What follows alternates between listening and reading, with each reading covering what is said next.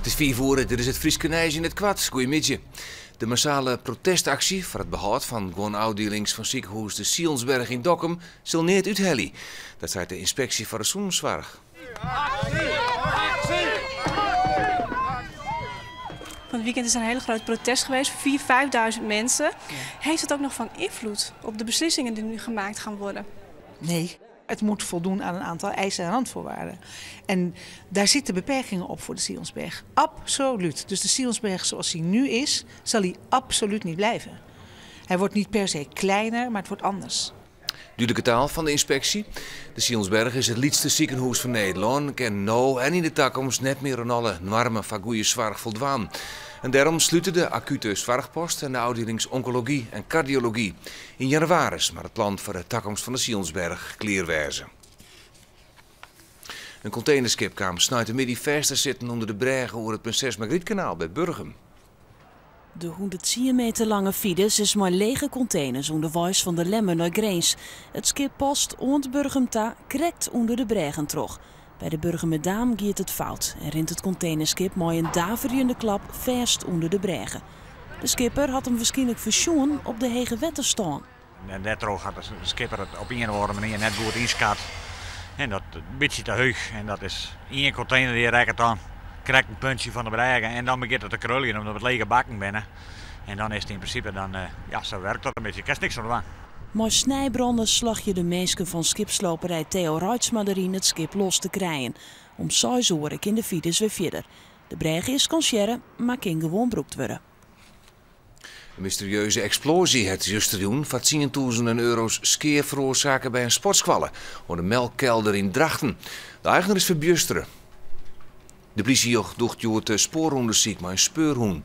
Wat er correct ontploft is nog net duidelijk, maar het heeft meer west als gewoon vuurwerk. Een aantal ruten luidt eruit en de wettenleiding is rekken. Via een flinke knal justerjoen. De eigenaar kan het net begrijpen. Het is zo onwerkelijk dat vermoedelijk maakt het ziekje ergens in de debiteurensfeer. Dat er bepaalde mensen het net prettig vinden dat ze een kassobureau gaan krijgen omdat ze de contributie dat hier betalen. Maar ik ken me er ook geen verklaring voor bedenken. Door de kracht van de explosie binnen gaten die moorden en plafondslijn en zelfs in de stielen beklaaiing van de pilaren zitten doeken. Rijkswaterstaat is begonnen met het plaatsen van infraroodcamera's bij de dieken in Friesland. Maar de camera's meert Rijkswaterstaat hoe druk het is en hoe lang het auto's door een bepaald stuk dik doggen. De camera's worden net gebruikt om boetes uit te delen. Al blijkt toch dat op een stuk dik vaak de hut rieden wordt, dan kan Rijkswaterstaat de politie wel vragen om dat te controleren. In de ring van Takkemeer worden meer pjalen met camera's geplaatst. In Friesland begint steeds bosbeheer Takkemeer met het kappen van een protebiem. Van de opbrengst van de organisatie de bezuinigings op het natuurbeheer opvangen. Het gaat om Stikkenbosk op Skilge en in het zuidwesten van Friesland.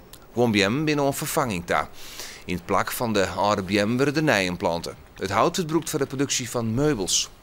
Maar het bouwmeester is in het Australische Perth wereldkampioen Sielen in de laser radiaalwudden. In de laatste race eindigde de Sielster uit Warten op het 4e plak. Dat wie genoeg om haar Belgische concurrente Evie van Akker in het eindklassement vast te blijven. Ik moet zeggen dat ik erg blij ben dat het is mijn eerste overwinning op een grid evenement, dat echt een titel is. Maar dat het alsnog natuurlijk wel echt gewoon een tussenstap is naar volgend jaar. En dat ik echt alles dit nog steeds voor goud in Weymouth, straks bij de Olympische Spelen. En we zeggen keihard erop werkje om dat mogelijk te maken. Ik Pieter-Jan Postma van der Kappelen, die het goed in Australië. Hij haalde de zilveren medaille in de Fin-klasse. Aas boppenslag meer door de prestaties van de Frieske Sielers. Ondernemers in Makkum binnen Jip teleursteld. Ze wien van doel het centrum op te fleuren voor de komende Christactiviteiten. Maar Van Dalen toch een derde oorzaak. Ja, er waren nog 2 bjemmen die hongen en de rest wie voort. We werden enorm teleurgesteld. Mooi Christ willen daar in het vooruitjoch in de Makkumer ondernemers de Kerkstraat omdoopt naar Kerststraat. De bjem wie in een lampenpjellen hong dat Van Dalen ze uithellen.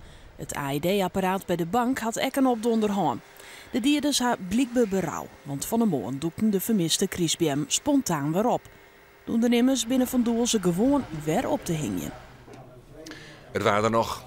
De wien helpt van Joenoon, maar vannacht zuidwester stwarm aan de kust en op het water. In de buien kon ze op tiegen zwieren windstjetten. Monier, eerst nog rein, maar stormbuien en kans op tonger. Middags weer het droeg en dan krijgen we de zin even te zien. Het wordt morgen gratis te zien.